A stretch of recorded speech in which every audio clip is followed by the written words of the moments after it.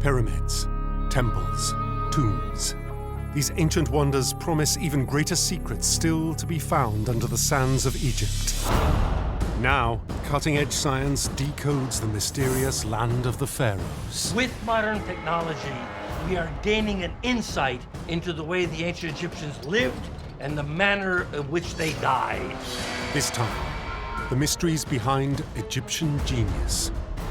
Can scientists explain bizarre markings in the desert, first spotted from outer space? The landscapes are like these post-apocalyptic wastelands, like an explosion went off. Can a new lab experiment reveal Egyptians as the first surgeons? Do they understand medicine hundreds of years before the Greeks? And can modern technology shed light on how a pharaoh's capital city was discovered in two places? Without the advent of a new scientific technique, we wouldn't be able to understand that story. Ancient clues unearthed, long-lost evidence re-examined, precious artifacts brought into the light of the 21st century. These are Egypt's unexplained files.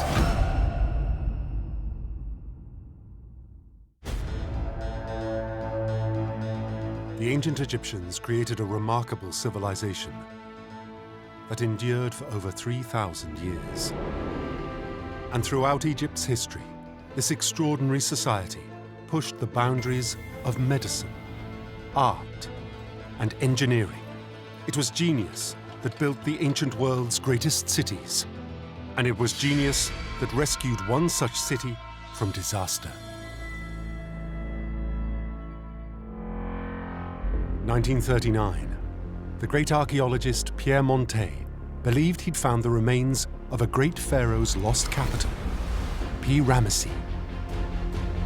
He was kind of dazzled by the statues and the obelisks and the inscriptions.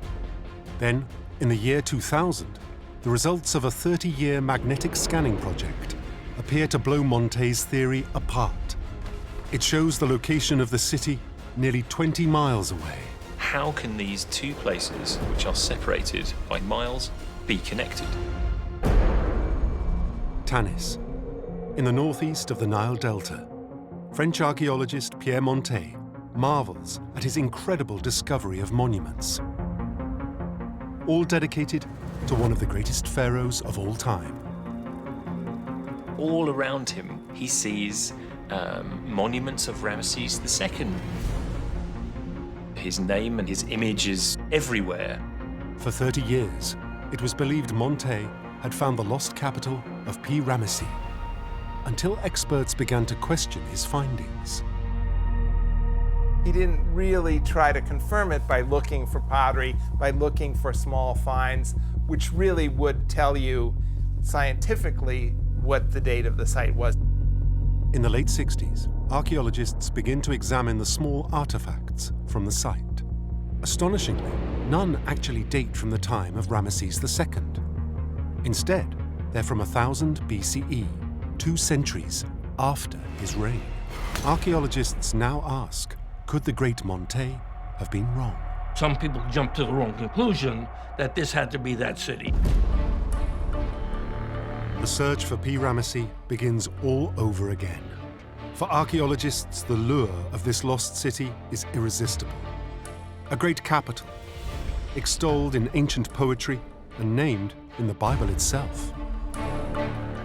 It was a huge city. It's been suggested 30 square kilometers, the size of Manhattan, bigger even. It's a huge, thriving metropolis. Temples, palaces, obelisks, colossal statues. It was a monument to Ramesses II's power and might. Egyptologists re-examine the evidence. Montet had just one clue to the location of P. Ramesses, an ancient hymn dedicated to the great capital city. It just tells us that Ramesses is on the easternmost branch of the Nile in the Nile Delta. It doesn't, though, give us its exact location. The Nile flows into the Mediterranean in northern Egypt.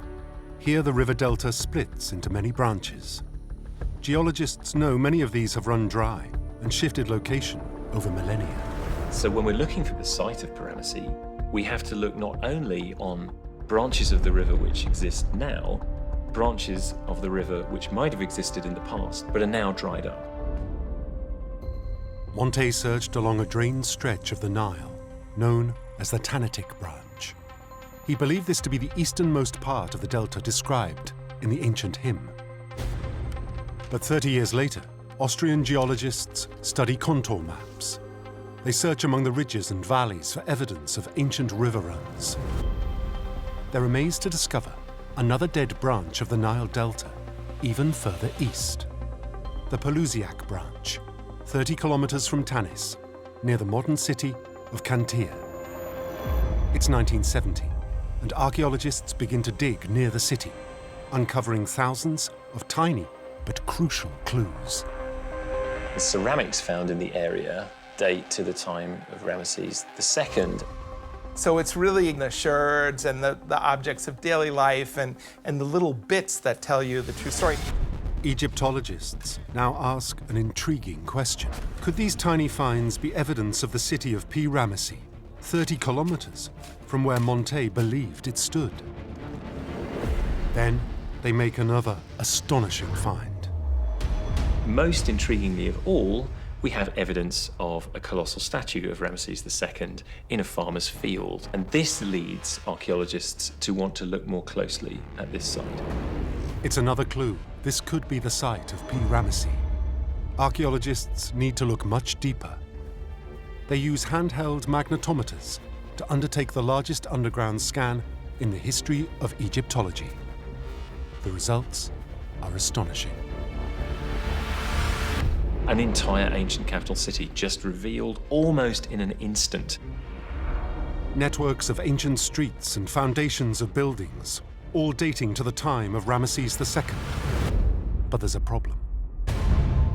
If the foundations of the capital city are here, in Cantia, then why did Monte discover the great monuments to Ramesses II 30 kilometers away in Tanis?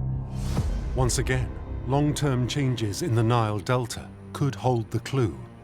The branch that Ramesses was located on, the Pelusiac branch, silts up gradually, so it eventually makes the site useless. It's not a good port anymore. Without a flowing river, the city couldn't function. The harbor was no longer usable. There was no way for trade to get there, and so the city was kind of gradually starved for income.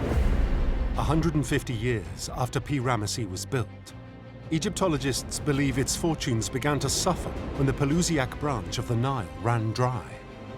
Experts now propose a novel theory that Egyptians moved buildings and statues 30 kilometers west to Tanis, the ancient site Monte discovered.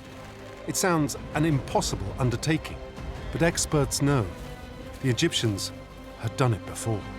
They were, of course, well used to this. The colossi of Memnon, of Amon Hotel III, had been taken from the quarries near Cairo all the way down to Luxor. They weighed 800 tons, and that was 400 miles. It's not uncommon for Egyptologists to find monuments from an earlier period in a more recent context. The Egyptians were great recyclers. Yet this was a recycling project on an unimaginable scale. Some of the obelisks weigh up to 1,000 tons. It would have been involving a very significant part of the population. It would have been the big event of the time in Egypt. We don't know exactly how long it took. You know, they would have probably taken it piecemeal as they were picking over the city. It's a phenomenal undertaking, a massive undertaking to move all of that stone, that distance. This is an almost superhuman effort on the part of the ancient Egyptians, but actually one that would save time and effort. The alternative would have been to build from scratch, and that would mean quarrying stone anew and bringing it from quarries which would have been a long way away, further away from Tanis than P. Ramesses is. It was a lot cheaper to try to retrofit older monuments, and you'd get it up in a hurry. In P. Ramesses, it's likely thousands of men were needed to move these great monuments to Tanis, to rebuild once again. It's a great revivification of a city which becomes great again, just in a different location. This astonishing achievement meant that 5,000 years later, it was not P. Ramesses that Monte discovered, but a new city, built with borrowed stone, carried across the desert from the great capital. Monte's discovery was in fact evidence of how the Egyptians pulled off one of the greatest engineering feats of the ancient world.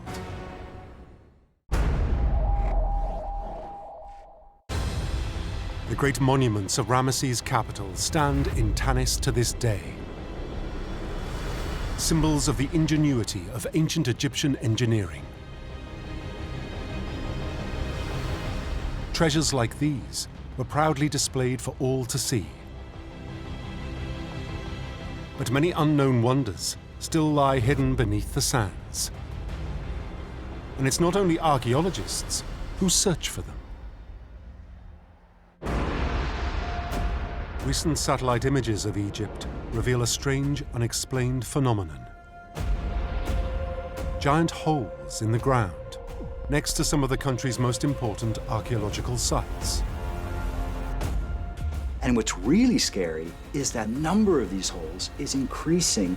Scientists rush to investigate. But what are they?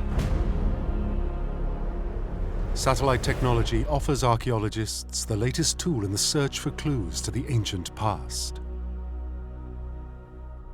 But these images taken from space in 2012 have baffled the experts. The landscapes near these archaeological sites are like these pockmarked, post-apocalyptic wastelands, like an explosion went off. Many of the sites end up looking like Swiss cheese. As they seek an explanation for these deep craters near precious ancient sites, a new and unusual clue comes to light. Not in Egypt, but over 400 miles away, in Jerusalem, Israel. Israeli authorities actually found 2 Egyptian sarcophagi in an antiquity shop in Jerusalem. To experts, it's uncommon to see treasures such as these for sale outside Egypt. It's not unheard of that you would see Egyptian artifacts excavated from Israel. However, a large sarcophagus, that's not typical in Israel. The 2 ancient artifacts had been treated with little care. Both were damaged beyond repair. Investigators believe these treasures have been looted to be sold illicitly in Israel. The seller may say the item is authentic. That doesn't mean it's legal. Could the holes in the desert be evidence of criminals digging for sarcophagi and other prizes of antiquity? Ancient Egypt's riches have certainly always been under threat from thieves. It's a very old practice. As far as crime is concerned, you could in fact say it's the world's 2nd oldest profession. One of the most famous tomb raiders was an Italian who operated in the early 19th century. There was one man, an Italian, Giovanni Belzoni, who was a master tomb robber. Belzoni had an unusual set of skills that made him perfect for the job. He was trained as a circus man, and he was actually a crack engineer, also self-trained. And he was hired by a number of wealthy men in Europe to get stuff for them. Belzoni earned his reputation by stealing some of Egypt's most impressive artifacts, with stunning bravado. Well, Belzoni makes his name initially by removing the bust of Ramesses II from outside the Ramesseum and hauling it down the Nile to Cairo for shipment to England. Stealing priceless treasures and smashing others in the process, Belzoni also brazenly left his calling card at the scene of his crimes. Belzoni wasn't shy about putting his name everywhere he could. And if you're a tourist in Egypt today and you climb into the burial chamber of King Khafre, one of the great pyramids on the Giza Plateau, you will see the name Belzoni as big as possible on the walls. The story of Belzoni is evidence of the extreme lengths tomb raiders will go to steal Egyptian artifacts. The experts now examine the satellite images for the proof of 21st century grave robbers. When archaeologists are using satellite imagery, sometimes if they compare the satellite images from 10 years ago to today, they start to see more holes in the ground that weren't there before. Clustered around key archaeological sites, these holes are revealed on closer inspection to be deep vertical shafts, tunnels dug by modern thieves searching for ancient treasures. So there's really a race between archaeologists who are trying to properly record and excavate, and tomb raiders who are stealing artifacts at astronomical rates like we've never seen before in Egypt. But why is there such an enormous spike in illegal digging? Many believe it's connected to the Egyptian Revolution, which exploded in 2011. Civil unrest followed for years. Experts now believe important sites were ransacked during the chaos. And sometimes that looting can be a couple of people coming in and digging a hole here or there. In other cases, that looting is very systematic. As they go in there and they're taking out all the valuable objects, they're destroying the site. They're causing irreparable damage to that archaeology. You see people coming in with earth movers, with bulldozers, to come in and sweep away parts of a site to quickly look for ancient materials that they can sell. Between 2011 and 2013, researchers recorded an average of 38,000 annual lootings of Egypt's precious archaeological sites. Artifacts are being stolen on an industrial scale to feed a global market. The people buying these artifacts tend to be from wealthier countries. So that's countries in the West, like the United States, like the UK, France, Germany. It's a trade that leaves archaeologists deeply troubled. But as long as there are people willing to pay for stolen artifacts, there will always be people willing to steal them. The greatest tomb robbers of all are all of the people who are currently buying them. When that demand stops, then the tomb robbery will stop.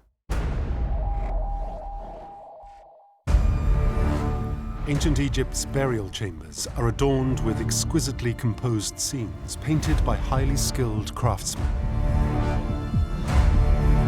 These artists were also expert chemists, experimenting to create extraordinary colors. Modern science is only now beginning to understand their ingenious formulae, uncovering some surprising properties.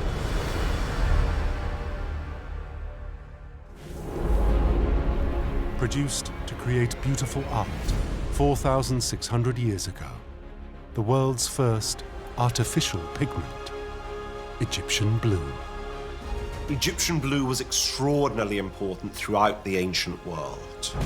Incredibly, researchers now believe this material may hold within it the key to revolutionize forensic science. Could Egyptian blue be used to solve 21st century crimes?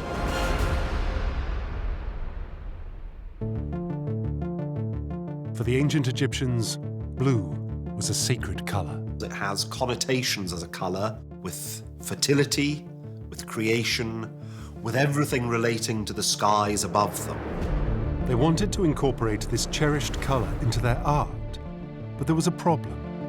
Blue is not available naturally. It doesn't occur in too many substances. Reds, yellows are common among different kinds of pigments, but blue is something difficult to create. In 2600 BCE, to overcome this, the ancient Egyptians embarked on a chemical experiment and made a breakthrough. I think we can pretty safely say that the Egyptians were phenomenal chemists of the ancient world, and they clearly experimented. The Egyptians found a way to create Egyptian blue using substances around them, basically sand, using copper, calcium. So these are very common substances. Balls of the mixture were placed into clay jars and put into ovens, heated at 1,000 degrees Celsius. The finished product was then thoroughly ground down, and they had the world's first artificial pigment. Its chemical name, calcium copper tetrasilicate. The color, a striking blue. The ancient Egyptians were incredibly resourceful, and there essentially was not a problem that they couldn't solve through tenacity and use of the resources at their disposal. This vibrant color stunned the ancient world. But now, thousands of years later, it's Egyptian blue's hidden qualities that are exciting modern forensic scientists. Centuries ago, reliefs like these were once painted with the famous pigment. The color has faded to the naked eye, but using high-tech infrared cameras under the right lighting conditions, the remains of the Egyptian blue pigment reveals itself in a dazzling, luminescent glow. This paint, thousands of years old, can show up using a modern scientific technique. Despite differences in temperature, oxygen levels, lighting conditions, this substance can still be found after thousands of years. The ancient Egyptians, in creating this blue color that was so desirous to obtain, they actually stumbled across something that was extraordinarily durable, even if not to the naked eye, several millennia later, would still be detectable. 2016, a team of researchers at Curtin University in Perth, Australia, see an opportunity. Could Egyptian blue's twin qualities of luminescence and durability be the key to solving a long-term problem in the forensic field of fingerprinting? This could then potentially be a game changer for forensics. When forensic teams arrive at a crime scene, they dust surfaces with a powder of contrasting color, which sticks to the fingerprints left behind. Traditional fingerprinting powders, for instance, are made out of plant resins or a kind of soot. But these crime scene teams are facing a challenge. On particular problem surfaces, the traditional powders are just not working. With modern technology, polymer banknotes, highly patterned surfaces, it's incredibly difficult to be able to obtain fingerprints for a number of these surfaces. Researchers were intrigued by Egyptian blue because it might have an application for dusting for fingerprints. And even in a patterned surface, using Egyptian blue might enable the fingerprints to stand out more in scientific testing than traditional techniques. The researchers at Curtin University believe Egyptian blue's hidden power, bright luminescence, and an ability to stick to a surface for so long, means it may have the answer forensic science is looking for. Following the ancient recipe in the lab, they mix the Egyptian blue compound and then grind it down into microscopic particles. They dust the Egyptian blue pigment onto fingerprints on a polymer banknote, a surface on which traditional dusting powders can falter. The surfaces are then illuminated in white light and photographed with a special camera which can detect infrared rays. The images are astounding. Even though it's a surface that would otherwise not lead to the preservation of a fingerprint, this particular substance, Egyptian blue, actually left some residue behind. The researchers compare the testing methods on soft drink cans, first using traditional powders, and then with Egyptian blue pigment. It reveals a vast improvement. Applying the blue pigment to other problematic surfaces, including patterned tiles and glass, the prints are incredibly clear. It's amazing. Even though it's not visible to the naked eye, it glows under the near-infrared light. The pigment's quality of exhibiting luminescence, coupled with its ability to retain this luminescence for centuries, demonstrates it could have a major impact in law enforcement. What I find absolutely incredible is the fact that ancient technology, through the synthetic pigment Egyptian blue, is being used now in the 21st century. It's kind of amazing to think that Egyptian blue could actually be used to catch criminals very soon.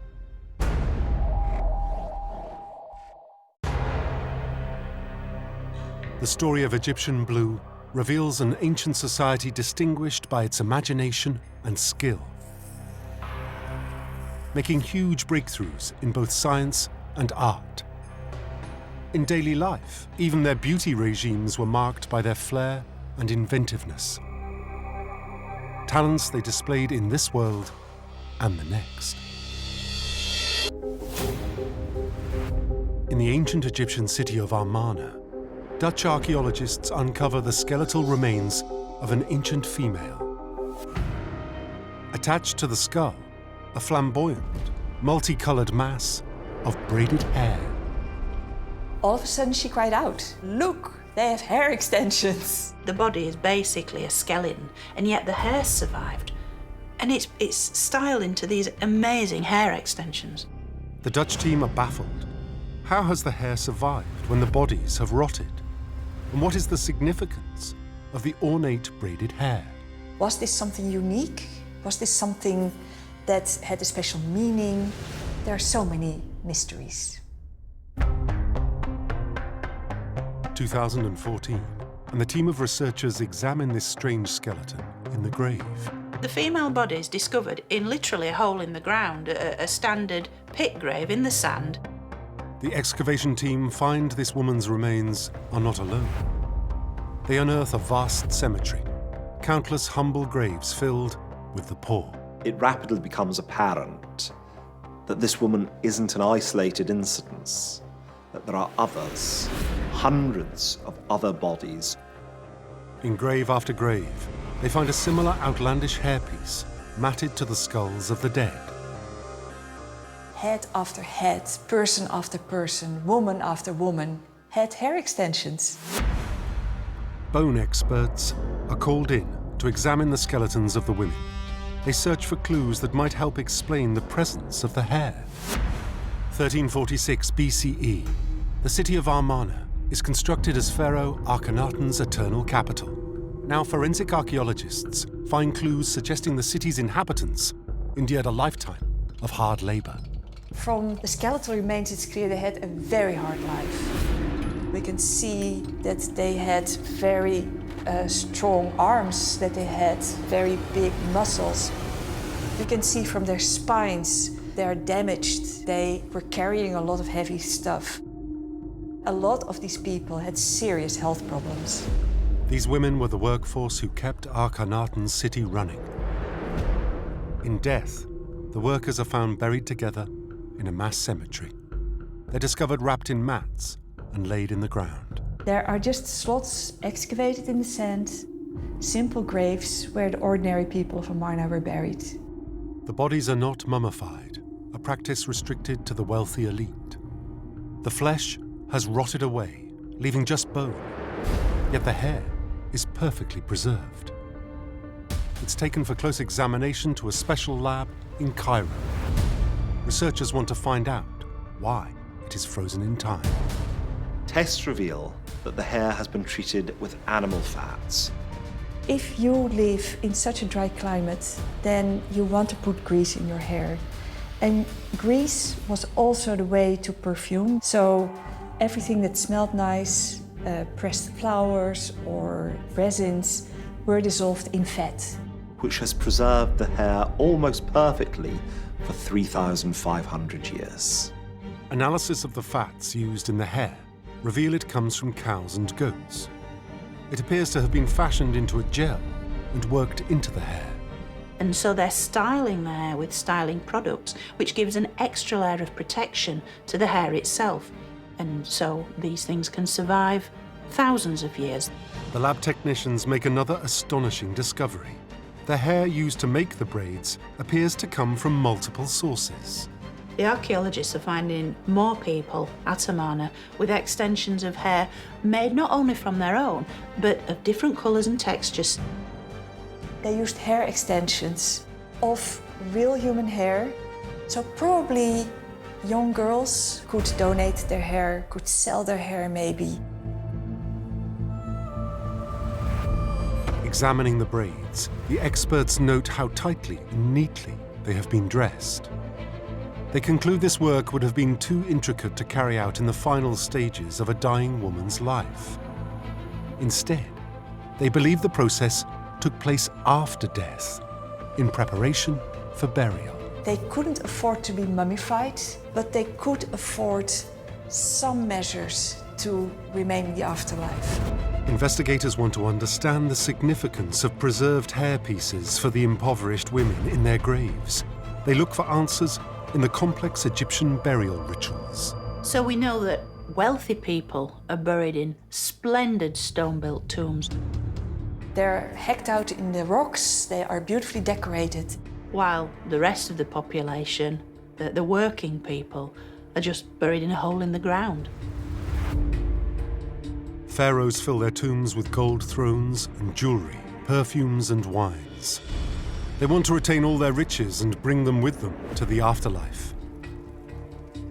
The only item these poor working women can afford to take with them to the next world are these elaborate hair extensions. Now scholars have hit on a final theory to explain why this artificial hairpiece was so crucial for the afterlife. It lies with the goddess Hathor, who personified beauty and rebirth. In the afterlife, it was believed she would help the dead to be reborn. Hathor was the goddess of femininity, but also had a role as a goddess of the dead. Crucially, she was recorded in ancient Egyptian myth for her distinctive and beautiful hair. Goddess Hathor, a mother goddess figure who was called She of the Beautiful Hair, the Lady of the Locks. And so if she spotted you as one of her own, you were set for a glorious afterlife. These Amarna women may have been using their only asset to attract the attention of this goddess. It's possible that these women were using hair extensions to allow them to be associated with her in their transformation into the next world. Egyptologists now believe the women in Amarna were undergoing this simple post-mortem beauty ritual to be as beautiful as possible for their eternal afterlife. Hair and beauty were extraordinarily important to the ancient Egyptians. Where to look your best meant everything.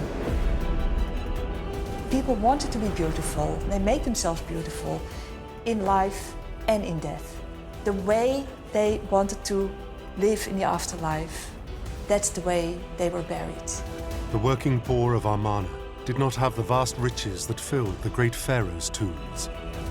What little money they had, they used to buy a precious wig, a beautiful headpiece, which would see them recognized by the goddess Hathor and welcomed for eternity into the next world.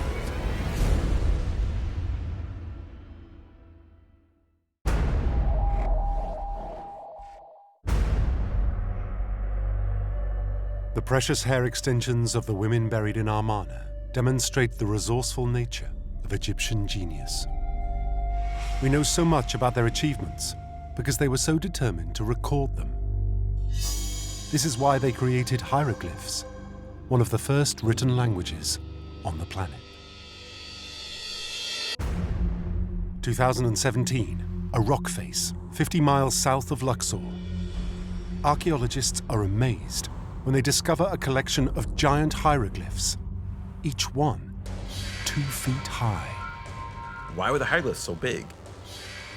This is almost like an ancient billboard. These unique and mysterious signs are some of the earliest ever found.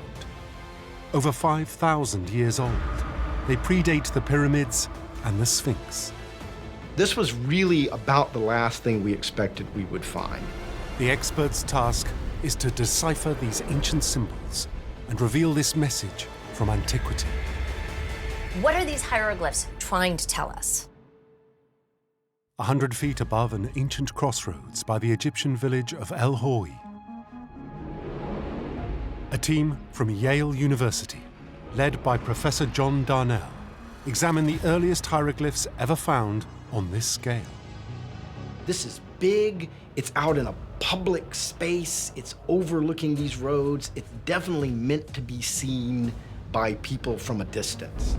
These mysterious hieroglyphs date back to the birth of the entire language at around 3200 BCE. 3 of them depict birds. 2 large storks standing back to back. Between and slightly above them, we have an ibis. Professor Darnell recognizes these symbols instantly. That arrangement evokes the horizon for the Egyptians. The 2 horizon hills with the sun rising in between. The solar cycle, we feel pretty confident that it's a statement of cosmic power. The solar cycle is the rising and falling of the sun each day. It affects this life, it affects the afterlife. Ancient Egyptian religion, at its very core, is a solar religion. Cosmic power and the solar cycle, the first clues to the meaning of the message on the rock face. But to the untrained eye, the remaining hieroglyph on the wall is more difficult to decipher. Armed with the knowledge of early Egyptian iconography and inscriptions, Professor Darnell knows he has seen this hieroglyph before. Back in 1995, at the site of Jebel Uti, 25 miles northwest of Luxor, he and his team made another incredible discovery as they scrutinized scratchings in the rocks, also dating back over 5,000 years. The Scorpion tableau is a rock art scene with early hieroglyphic annotations. It appears to date to the same time as the El Khawi inscription. The Scorpion King tableau shows the king, King Scorpion, in battle. The Scorpion King was the first king of the unified Upper Egypt. Beside this figure of the king, a familiar symbol can be identified. The symbols that were found on the Scorpion tableau were very similar to the symbols that were found by the Yale team. The exact same sign appears in that tableau as well. Professor Darnell has a theory as to what this symbol carved into both walls in the same time period actually is. The sign of a bull's head on a pole. It is identical. A clue to what the bull represents comes in the form of one of ancient Egypt's most iconic artifacts, also dating back just over 5,000 years. The Narmer palette. So-called Narmer palette, which is heavily adorned with images which seem to show the unification of Egypt by one king. Narmer is depicted as a raging bull that is trampling an enemy and knocking down the walls of an enemy fortress. So it shows a kind of royal authority taking over the land. It's clear that in the Egypt of 5,200 years ago, the figure of the bull symbolized the royal leader. The bull is a symbol of power. We can say that the symbol of the bull represents the ruler, the pharaoh of Egypt. Now, the world's oldest hieroglyphs of this size on the cliff face at El Hawi can be pieced together, and Professor Darnell can reveal this message from antiquity. This seems to be a statement that now there's a central authority. Now there's a focus for religious activity. Now there's a representative of these cosmic powers on Earth. The king is showing his absolute authority to his subjects. What this billboard is advertising is royal power and control. The king is the one who's actually in charge of the solar cycle. That makes him the god. In 3200 BC, this message was carved in large hieroglyphs into the rock face. Every traveler pausing at these crossroads could be left in no doubt of who was in total control of both the land and the sky that surrounded them: the pharaoh.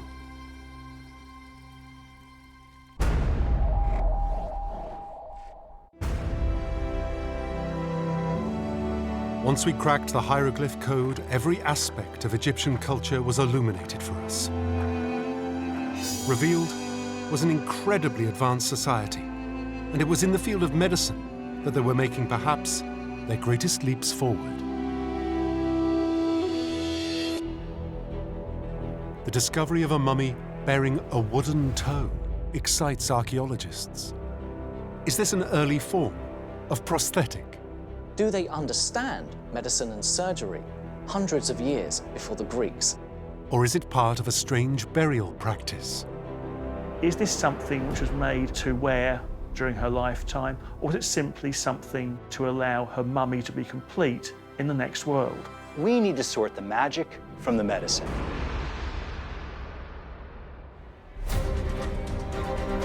This curious artifact is uncovered in a tomb west of Luxor. The toe is found attached to the foot of a female mummy and is nearly 3,000 years old. They found this female mummy with a toe that was made out of leather and wood, and it was wrapped around and attached to her foot.